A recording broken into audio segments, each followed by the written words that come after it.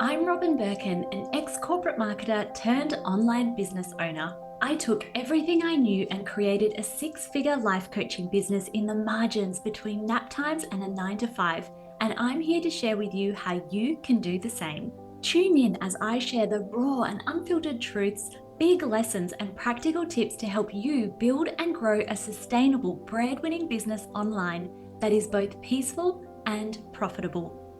Here, we dive deep into all things online courses, funnels, audience growth, and so much more. If that sounds like the things you want to learn, then welcome to Signature Online Course Secrets. Let's go. Hi, and welcome to the podcast. I'm so excited to chat with you today. This episode is kind of like one of those mindset episodes, and I feel like it's going to be super valuable for you, whether you are at the more beginner stages or even whether you're really advanced and you're $500 to $1,000 to $1 million in business. And that is like when to pivot, when to make big moves, and when to stay the course, and how to know if you are on the right track, if it is time for big changes, and what your next steps are. And we have navigated a number of people in the mastermind in the last 12 months who have been dealing with these really big questions. And arguably, that was where I was a few years back in really trying to look at, is it time for me to completely change my niche? Or am I just getting fidgety in my business and breaking things that are already working? And I say to people a lot, when we're in online business, like it's all fast paced, everyone's expecting us to do more, launch more, work more, build an empire, go multi-million dollar. And we can get into this like almost like a hustle of everything's moving at a fast pace and everything's going and I'm running a business and it's like almost like this juggernaut of things that are happening, like this runaway business model. And we have to keep striving for more. And then we read into these narratives of people who are like double on double. Like I doubled my revenue this year. I went from 75,000 to 350,000 and then my next year was $1 million year. So we can get into this zone of being like, I've got to move, I've got to keep up, I've got to do all these things. Or we can get into these periods of where we're like, oh, I don't feel aligned with what I'm doing at all. And am I falling out of love with business? Where like I'm feeling really funky in what's going on. And it's hard sometimes to discern, is this the right next step for me? Or am I getting itchy? Am I getting addicted to that dopamine of like grow, grow, grow and achieving more results and therefore making things complicated and knowing what's the right decision? And what happens when we're in that space is that then sometimes we are so concerned with making the right decision that we paralyze our entire business or sabotage our entire business. And then it starts going backwards and it starts becoming really, really stressful. What I see happen a lot, and it seems like the most minor thing, but we start getting really stuck on our voice and who we are. What am I trying to say on my Instagram account? Like, what niche do I want to dominate? We get filled with paralysis on that. So how do you know? Do I stay the course? Am I pivoting? Like, what does my next step look like in terms of where I want to be? Sometimes this also happens when, like, your launches and your business financially isn't going the way you thought it was going to go.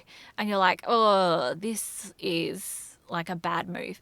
And there's so much to unpack in this episode that I will do my best to unpack it in one episode. But this is like, sometimes this is why people join the mastermind, is because they're in such a funk. And it's really hard sometimes to see the wood for the trees on what your next best step is. And sometimes finding that alignment, finding the path where everything works truthfully, is something that takes 6 to 12 months. Like, it's not always a really simple and easy fix. And I think back to the decision to shut down my life coaching business. When I shut down my life coaching business, my podcast had been rated as one of the top podcasts for infertility. I had reached 1 million downloads. Like, I was the top 0.5% of podcasts. I had 20,000 plus downloads per month of the podcast, which now looking back, having this podcast, I'm like, oh, that was huge. Like, props to me at that time. My Instagram would, like, I could almost predict when it would go viral, and I would have posts that would stay on the explore page for years.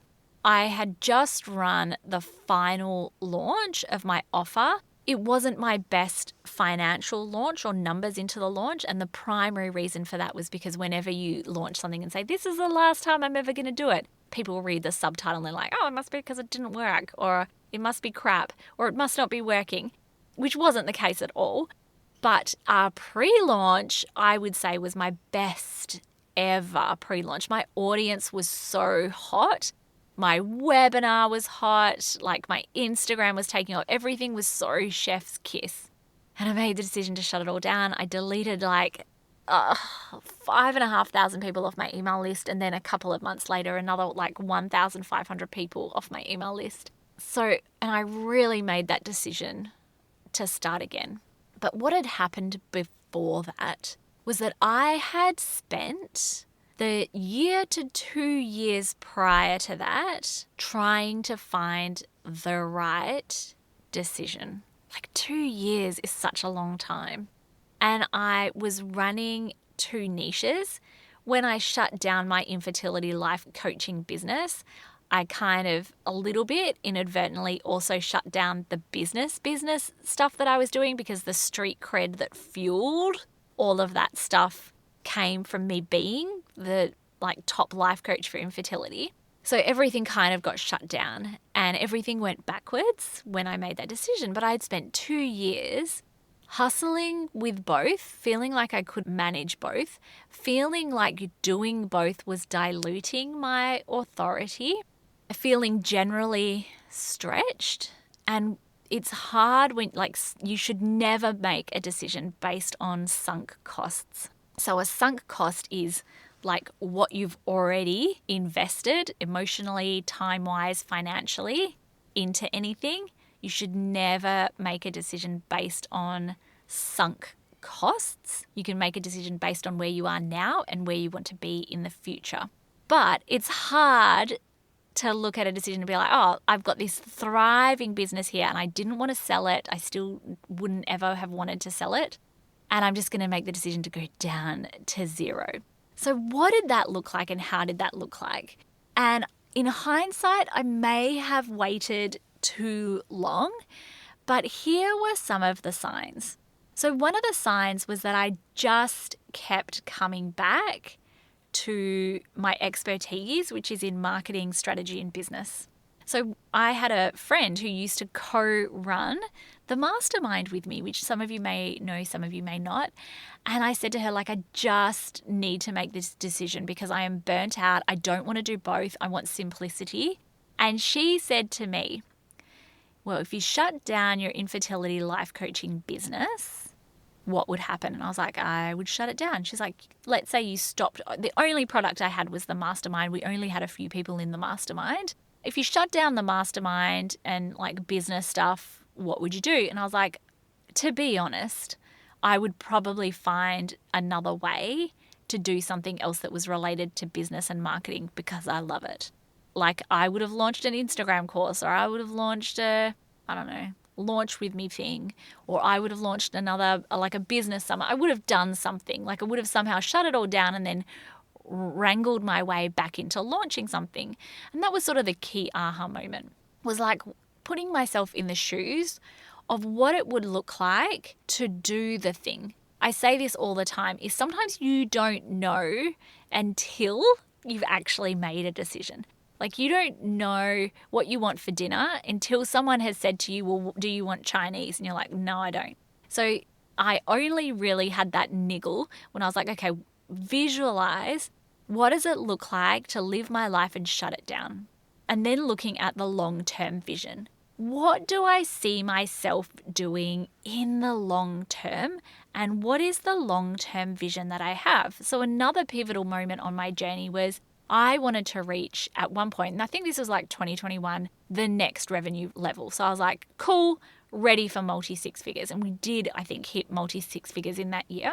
And the coach at the time was like, well, you need to offer one-to-one services. One-to-one services are great for like a little cash injection. I did it. I literally took on 3 clients before being like, no, I'm allergic to one-to-one. I don't mind it for business. I hated it for life coaching, and I don't even know why. I had to do it for my certifications. And ultimately, my long-term vision is very clear. It's to run a $250,000 to $500,000 business in part-time hours, taking big breaks for school holidays, having roughly 40 to 50% profit margins, etc., etc.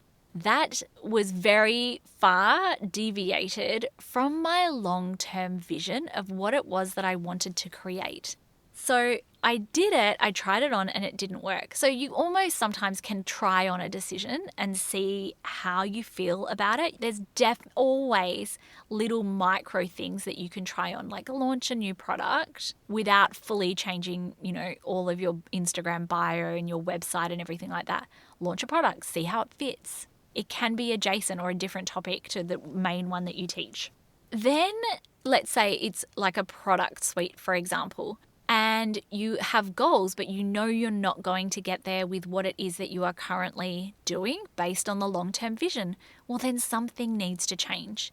If you do the same, you are not going to get the result that it is that you want. So what is the long-term vision, and where do you see yourself in 12 to 18 months?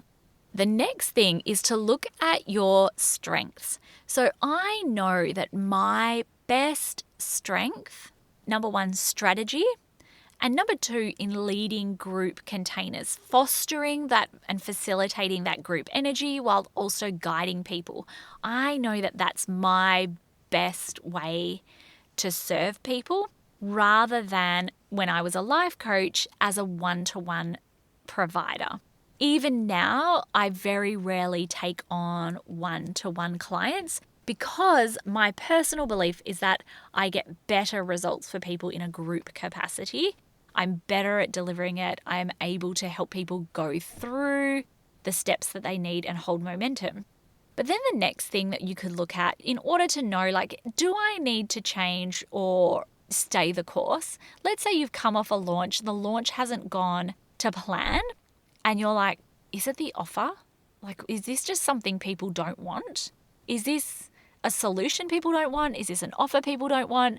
And you're now like, hang on, do I need to start again? Do I need to create an entirely new product? What does that look like? So looking at your strengths, looking at your long-term vision, right? So you wouldn't be like, oh yeah, cool, well, people just want one-to-one, so I'm just going to do that even though your vision is to only work 10 hours per week. But what are you avoiding? Is there something that you're avoiding doing? So maybe that is list building, investing in Facebook ads, allowing yourself to become the authority, allowing yourself to potentially be disliked on the internet and be slightly controversial. What are you avoiding that changing or pivoting will not solve for you?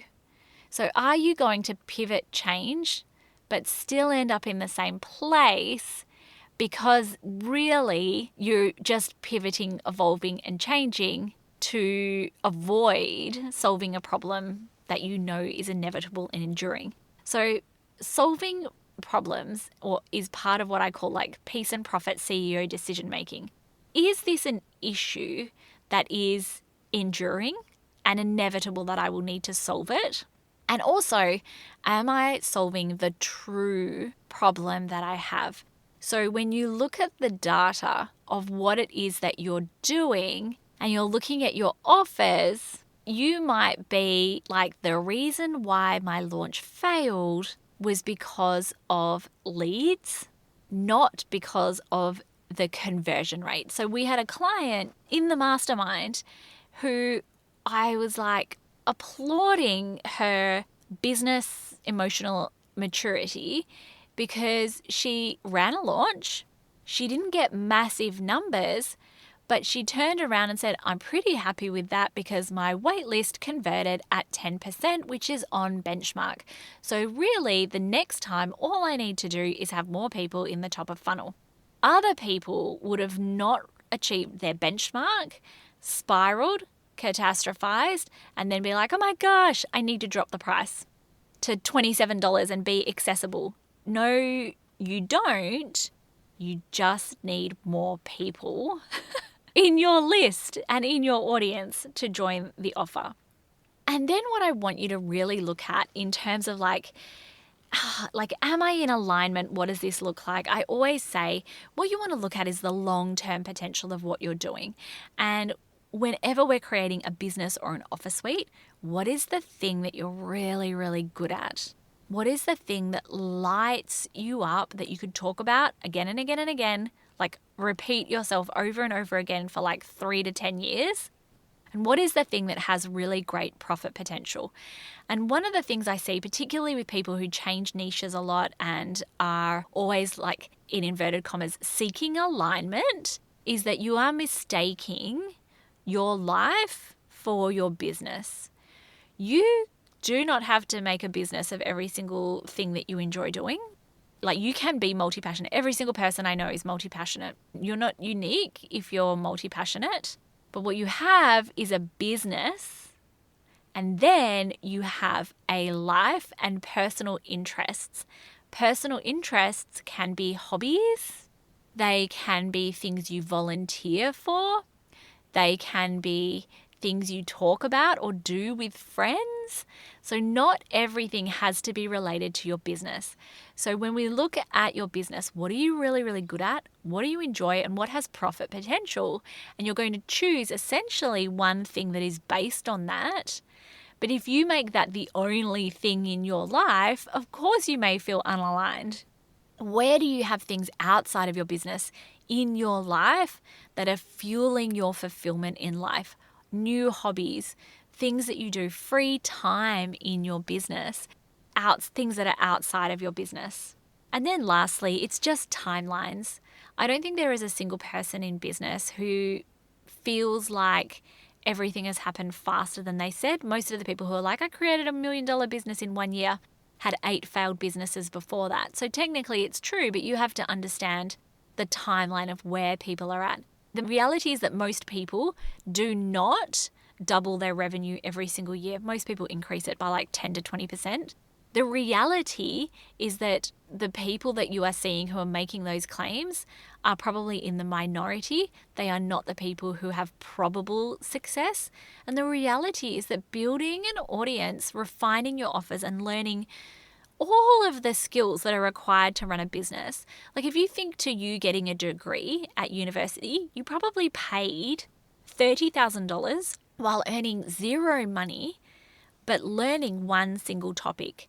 When you are creating and launching a business that is based on your expertise, number one, you can get paid straight away, but you don't always need to expect that you will get paid straight away. Then in terms of like joining business accelerators and other programs, you paid that much to learn at university. And what you learn cannot be undone. But somewhere along the lines, like, we get hooked into the catch cries of people that are like, I generated $1 million in 5 years. Or I say it as well, like, this business that I have scaled to multi-6 figures in less than 15 months. That doesn't mean that I started from scratch and from zero. I had knowledge, I had skills, I had failures under my belt, all of these things that we can buy into this narrative that I need to be up and running and at 6 figures, like with the click of a finger. But really, the timelines are so variable. And especially if you are someone who's 35 or 45, and you're a woman, your output is very different to that of a 22-year-old boy who can work 18 hours a day. So we need to be a little bit realistic about timelines. And we're always overambitious with the timelines that we have. So sometimes it's just a matter of like, you're the one that set the deadlines. You're the one that said you wanted to reach $100,000 by the end of the year. It's your business. It's your rules. You get to do whatever you want, which includes giving yourself a permission slip to relax the timelines and cut yourself a break every now and then as well. I hope this episode has helped. Like I said, sometimes when you are in that space of like big business decisions and feeling out of alignment and things like that, it can take like 6 to 12 months to really sift through what is a discerning move growing, launching, running businesses definitely focuses on speed of execution, but that doesn't always mean that you need to very quickly shut down shop and start again all of the time. It might come from tiny little embers and things that you put out into the world that help you taste test whether something is right for you. But I hope this has been super, super helpful. Sending big love, and I hope you have the best day. Bye for now. Another episode on the books. If you'd like to continue the conversation and get more super saveable tips, come and find me on Instagram at Robin Birkin. Otherwise, make sure you're subscribed, and I can't wait to see you next week.